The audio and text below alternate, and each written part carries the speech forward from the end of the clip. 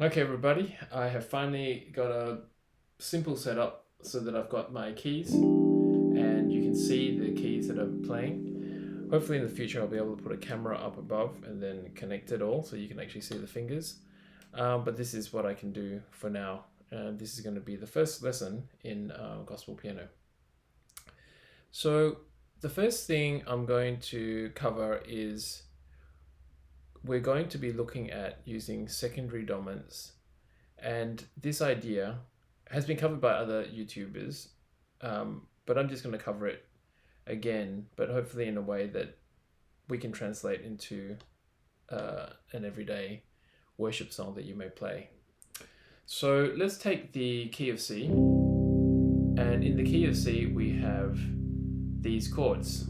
I'll just keep them simple for now. C major, there's a 2, D minor, E minor, F, G, A minor, B diminished,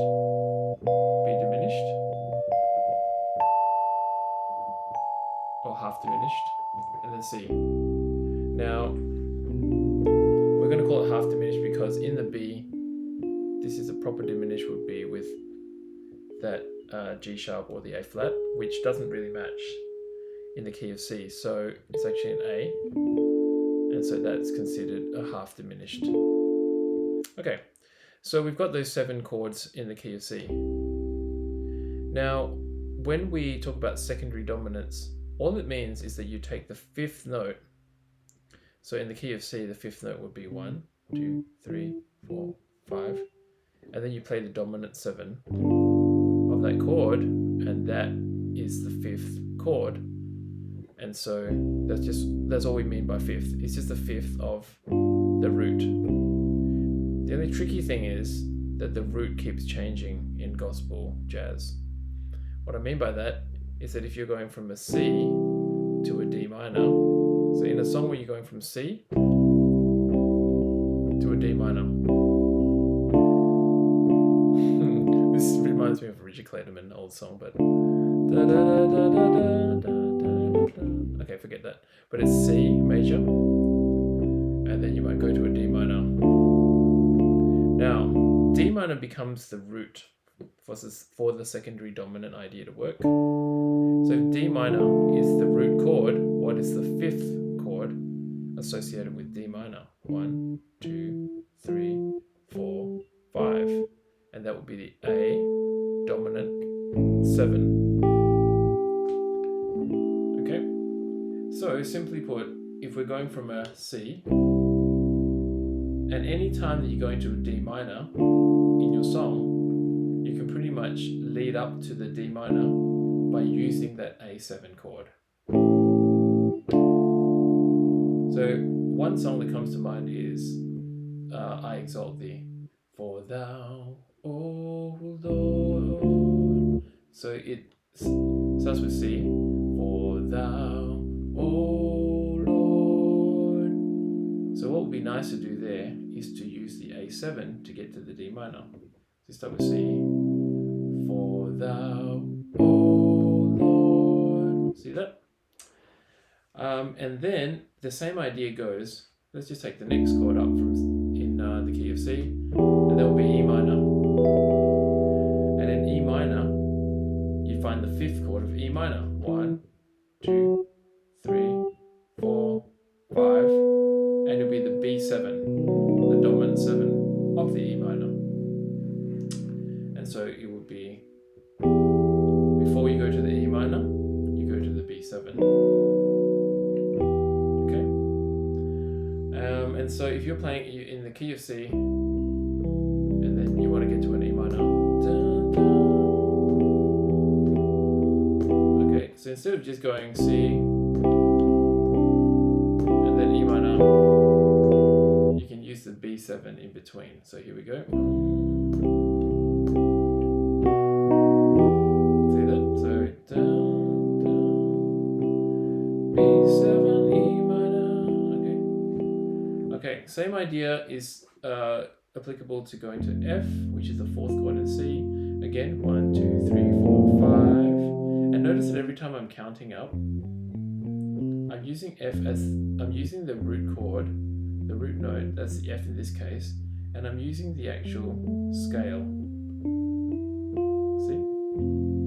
So I could include that B flat. So 1, 2, 3, 4, 5, and the fifth chord will be, it's got that B flat there, it's going to be the dominant 7, so C7 goes to F.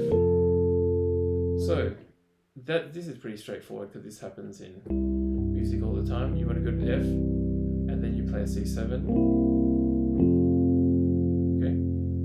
Now we apply the same to G. 1, 2, 3, 4, 5. D major for the 7. And so anytime you go to the G, you can now use the fifth chord. Okay. So down, and then go to the G. Okay. Instead of doing that, you go C, D, G. Oh, beautiful. That's a very nice gospel move. I love that. So down.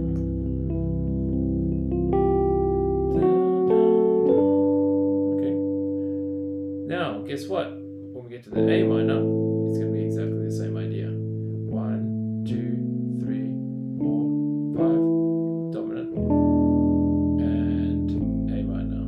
Here we go. So we're going to do the same thing again. C to the A minor. That's so vanilla, all right? So we want to just C, E7, A minor.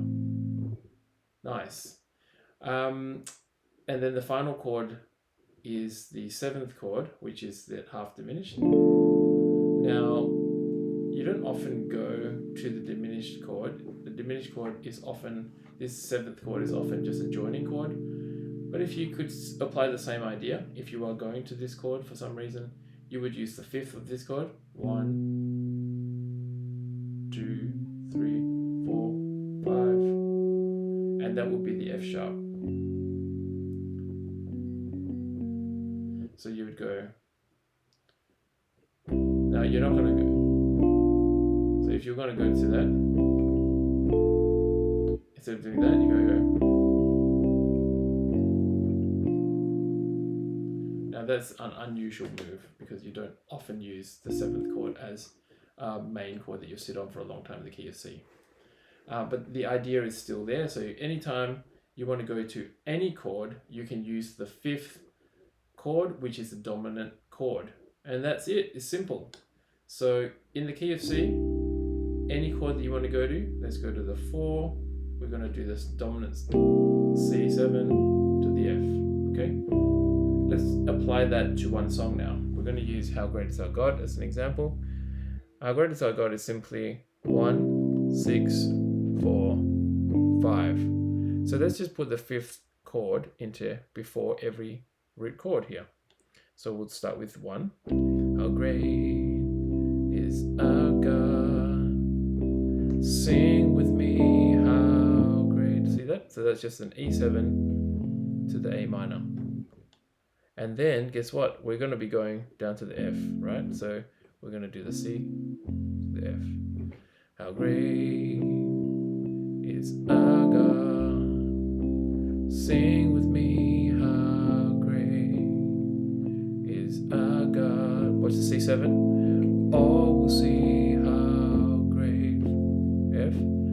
And then we're going to go to the G. So again, you're going to go to the 5th of the G. 1, 2, 3, 4, 5. And this is a really interesting sound because suddenly you've got the F sharp in there. How great, love it, is our God. Let's do that whole thing one more time, real time. Game time, as we say. How great is our God. Sing with me, how great is our God. All will see how great is our God. That's great. So that's it. So just play the dominant 7 to go into the 1 of any of the chords you're going to, literally any chord. You can do that without annoying people because you're basically still saying largely within the key. And it sounds great as passing chords or joining chords. Now, if that gets a little bit too mundane, then you can actually use alternate dominant chords. You can use substitution, tritone substitutions. You can do a lot of things with those fifth chords. For example, one of the chords that I really like is this chord. And it's basically a sharp 9 chord because you've got this G at the top if you're an E. So this is the 9, this is the sharp 9.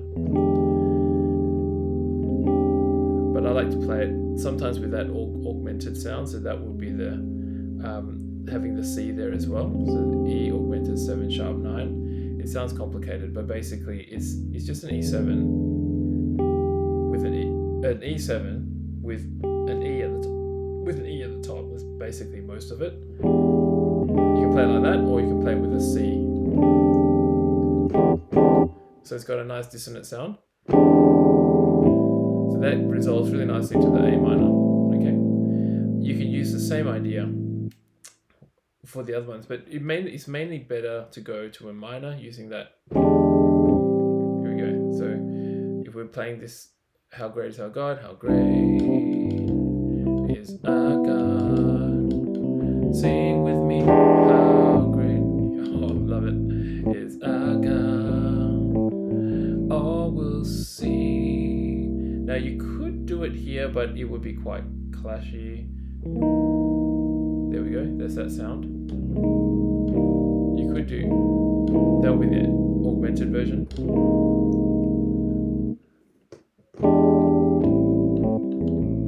Is our God, oh, we'll see how great. Doesn't really work for the major.